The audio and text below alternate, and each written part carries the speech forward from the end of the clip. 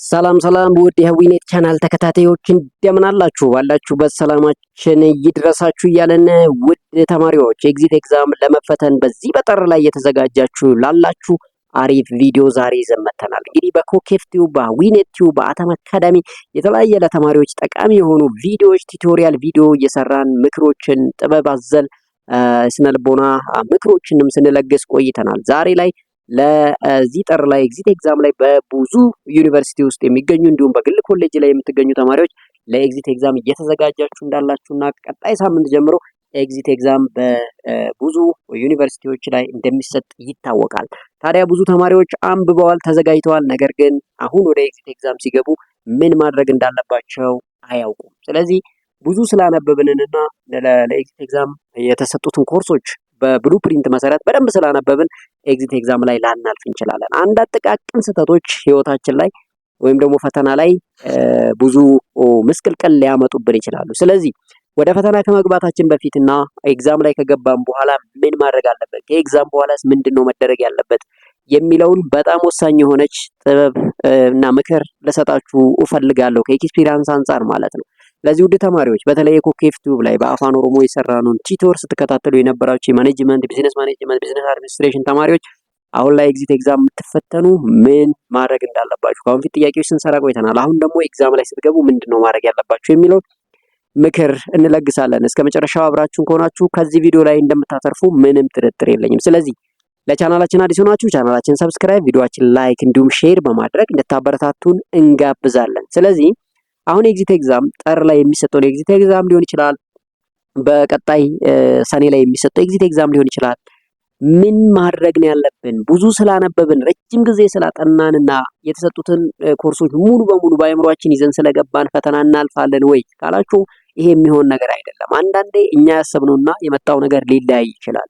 በጥቃቅን ስህተቶች ብዙ ነገሮችን አበላሽተን ልንወጣ እንችላለን። ስለዚህ ወደ ኤግዛም ከመግባታችን በፊት ምንድነው ማድረግ ያለብን የሚለውን ትሪክ ነው የምነግራችሁ ማለት ነው። ስለዚህ አሁን እንግዲህ የአእምሮአችንን ብቃት የማስታወስ ችሎታችንን የምንፈትንበት የ5 ዓመት ቆይታችን ወይ 24 ዓመት ቆይታችን ወይ ደግሞ ለኤግዚት ኤግዛም ብለን 1 ዓመት ፕላን አውጥተን ያነበብኑን በ3 ሰዓት ወይ በ2 ሰዓት ውስጥ ወስነን ልንወጣ ነው ማለት ነው። ምክንያቱም ፈተናው ምናልባት ከ2 እስከ 3 ሰዓት ሊሆን ይችላል። በተለያየ ዲፓርትመንት የተለያየ ሰዓት ገደብ ስላለው ማለት ነው። ስለዚህ ወደ ኤግዛም ስንገባ በ3 ሰዓት ሊሆን ይችላል ወይ በ2 ሰዓት ብቻ የቆይታችንን ወይም ደግሞ የዲግሪያችንን የምንወስንበት ይዘን የምንወጣበት ወይ ደግሞ ለሌላ ጊዜ ሳኒዝ ዲግሪ የምንወጣበት እና ለሌላ ጊዜ ለመፈተን የሚያጋልጠን ኮንዲሽን ሊኖር ይችላል። ስለዚህ ወደ ኤግዛም ስንገባ ምን እናድርግ ከተባለ የመጀመሪያው በቂ እንቅልፍና በቂ ወይም ደግሞ መመገብ አለበት። በቂ እንቅልፍ ስንል እንግዲህ አሁን ነገ ኤግዛም ከሆነ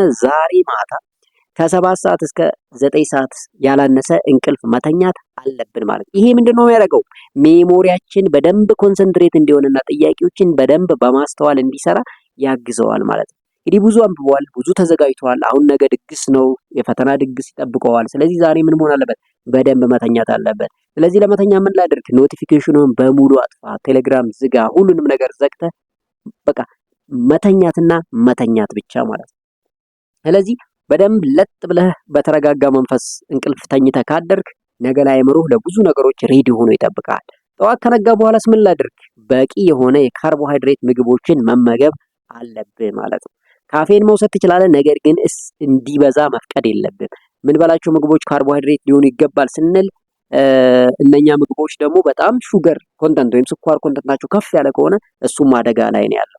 ለጠዋት ወደ ፈተና ስንሄድ አንዳንዶቻችን ሻይ እንጠጣለን፣ ቡና እንጠጣለን፣ የተለያዩ ሶፍት ድሪንኮችን እንጠጣ እንችላለን። እነኛ የምንጠጣቸው መጠጦች ኤክሰስ ካፌን ያላቸው ወይም ደግሞ ካፌን በብዛት ያላቸውና የስኳር መጠናቸው ከፍ ያለ ከሆነ አሁን ተበልተናል ማለት ነው። ለምን?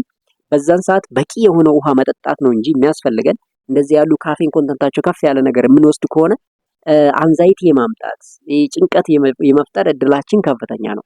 ስለዚህ በቂ ምግብ መብላት አለብን፣ በቂ ውሃ መጠጣት አለብን፣ በቂ እንቅልፍ መተኛት አለብን። ነገር ግን ካፌን የበዛውና ስኳር የበዛው ምግብ መመገብ የለብንም ማለት ነው። አንዱ ነው።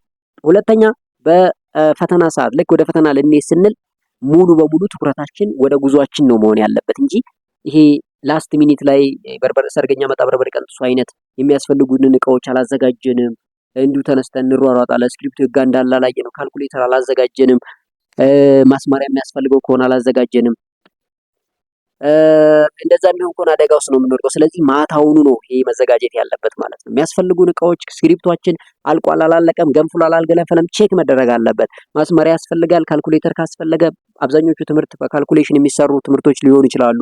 አካውንቲንግ ተማሪ፣ ማትማቲክስ ተማሪ፣ ፊዚክስ ተማሪ፣ ኬሚስትሪ ተማሪዎች፣ ቢዝነስ ማኔጅመንት ኢቨን አንዳንድ ኮርሶች ነው ፋይናንሻል ማኔጅመንት ኦአር ካልኩሌተር ሊፈልጉ ይችላሉ። ስለዚህ ካልኩሌተሩን ማታ ነው ማዘጋጀት ያለብን ማለት ነው። ስለዚህ የሚያስፈልጉን ነገሮች ሁሉ ማታውን አዘጋጅተን አይዲያችን ሳይቀር ተዘጋጅተን ነው መተኛት ያለብን እንጂ ጠዋት ተነስተን ስክሪፕት ህጋ ነው ካልኩሌተር እኮ አልያዝኩም እያልን ወደ ፈተና መሄድ የለብንም ማለት ነው። ሌላው በጣም አቮይድ ማድረግ ያለብን አንዛይቲን ማኔጅ ማድረግ አለብን። ወደ ፈተና ስንሄድ ነርቨስ መሆን የለብንም።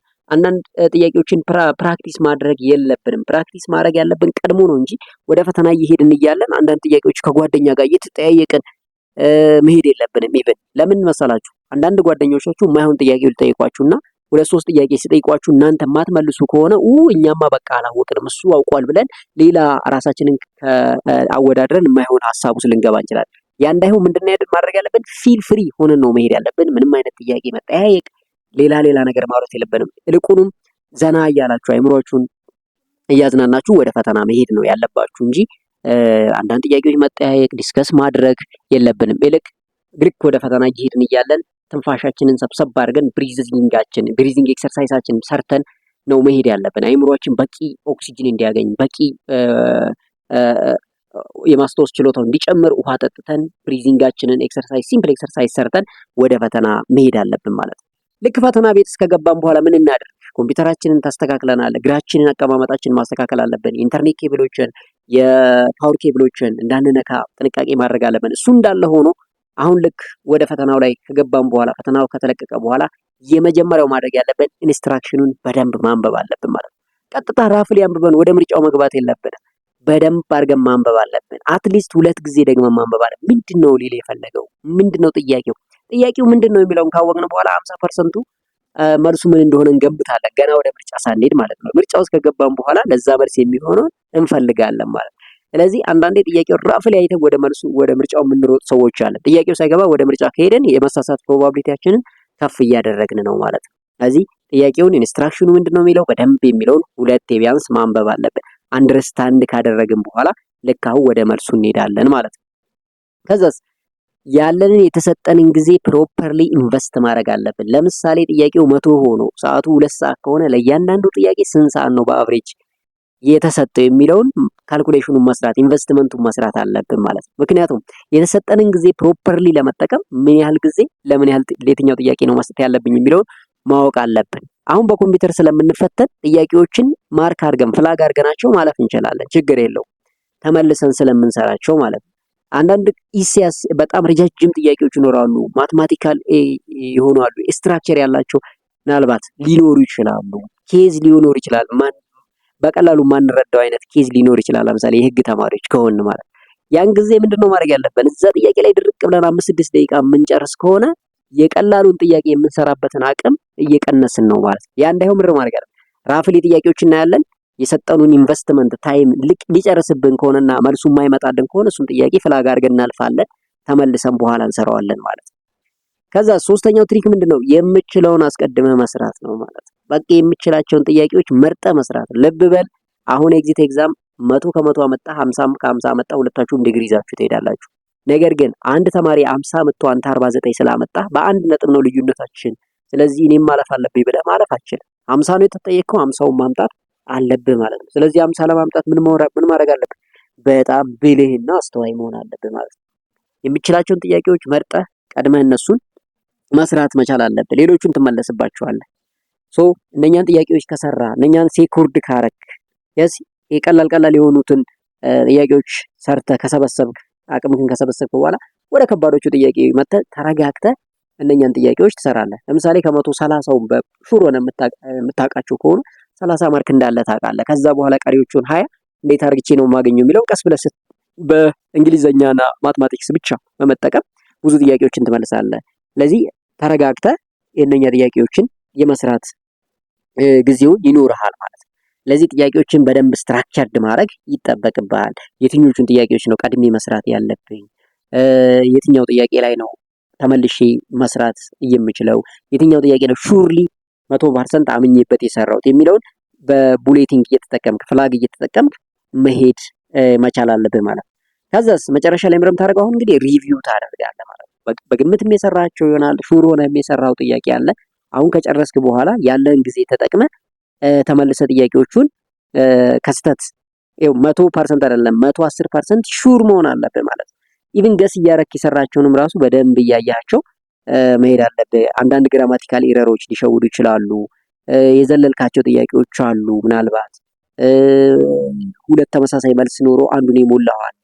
ስለዚህ አሁን የሪቪዥን ጊዜ ነው ማለት ነው። ሪቫይዝ ታደርጋለህ። አንዳንድ ተማሪዎች የሚችሉትን 30ቱን ሰሩ፣ ሌላውን ቶቶቶ አድርገው ብቻ መውጣት ይፈልጋሉ። አሁን ስለፈጠንክ አይደለም የምታልፈው፣ ስለፈጠንክ ጎበዝ አትባልም። አንዳንድ ተማሪ በጣም የሚሸወድበት ስንት ዓመት የለፋበትን በ3 ሰዓት መታገስ አቅቶት ዘሎ ይወጣል። ቀስ ብለህ ብትሰራ እኮ ምናልባት ብዙ የምትመልሳቸው ነገሮች ነው ይችላል። ሰዎች ብዙ ጊዜ የሚወድቁት ስለማይችሉ ሳይሆን ተረጋግተው ስለማይሰሩና የሚችሉትንም ስለሚያጡ ነው ይባላል። ስለዚህ የምንችለውንም እንዳናጣና ሚስ ኤክስ እንዳንሆን መጠንቀቅ አለብን። ጊዜያችንን ፕሮፐርሊ መጠቀም። 2 ሰዓት ከተሰጠ 1 ሰዓት ከ50ውን በደንብ መጠቀም። 10ዋን ደቂቃ ምናልባት ኮምፒውተር ሊጠፋ ይችላል፣ ኢንተርኔት በመሃል መብራት ሊጠፋ ይችላል። ስለዚህ ሰሚት የምትልበት ታይም ሊሆን ይችላል ማለት ነው። ስለዚህ ክሮስ ቼክ አድርገህ ሰሚት ታደርጋለህ እንጂ 1 ሰዓት ይሰራሉ፣ 1 ሰዓት ትተውት የሚወጡ አሉ። 3 ሰዓት ከተሰጠ 2 ሰዓቱን ሰርተው የሚወጡ አሉ። 1 ሰዓት ተኩል ሰርተው 1 ሰዓት ተኩል ሙሉ ትተው የሚወጡ አሉ። ይሄን ለመድረስ ነው። ስንት ዓመት የለፋህበትን በ2 ሰዓት ለምን ትወስናለህ? ተረጋጋ። ያለህን ታይም ፕሮፐርሊ ኢንቨስት አድርግና ተጠቅመህ ሰርተህ ውጣ ማለት ነው። ይሄንን ካደረግን በኋላ ከኤግዛም በኋላስ ምን እናድርግ ከተባለ ጭንቀትን ማቆም አለብህ። በቃ የምችለውን ሰርተሃል። አሁን ቀሪውን ለአምላክ መተው አለብህ።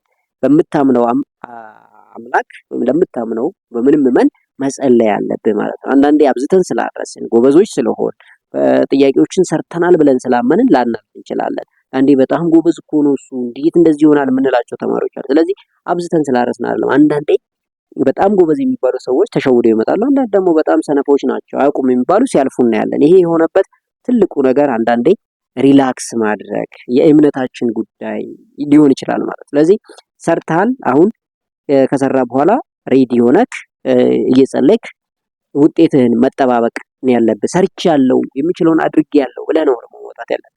አልሰራሁም ማረኩ እንዴት ነው የምሆነው በቃ ሊወድቅ እችላለሁ ብለህ የማይሆን አይምሮህን ማስጨናነቅም የለብህም ማለት ነው። ከዛስ ሌላ ማድረግ ያለብን ከዛስ ምንድነው ማድረገው? እሺ ካለፍኩ ምን አደርጋለሁ ካላለፍኩስ ምንድነው የሚሆነው የሚለው መጨረሻው ነው ቀድመህ ማዘጋጀት አለብህ። አንዳንድ ተማሪዎች በቃ ተፈትነዋል የለም ሁሉ ነገር አለም በቃኝ ይላል። ፈተናው ሲመጣ ደግሞ እንደገና ያዙ ይልቀቁኝ ይላል ስለወደቀ ማለት ነው።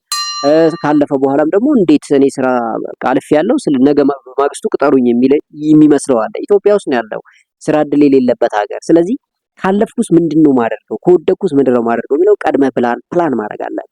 ካለፍኩ እሰየው የተለያዩ ስራዎች ፈልጋለሁ፣ የተለያዩ ስራዎችን በራሴ ፈጥሬ እሰራለሁ፣ የተለያዩ ነገሮችን አደርጋለሁ ብለህ ለራስህ ፕላን ማድረግ አለብህ።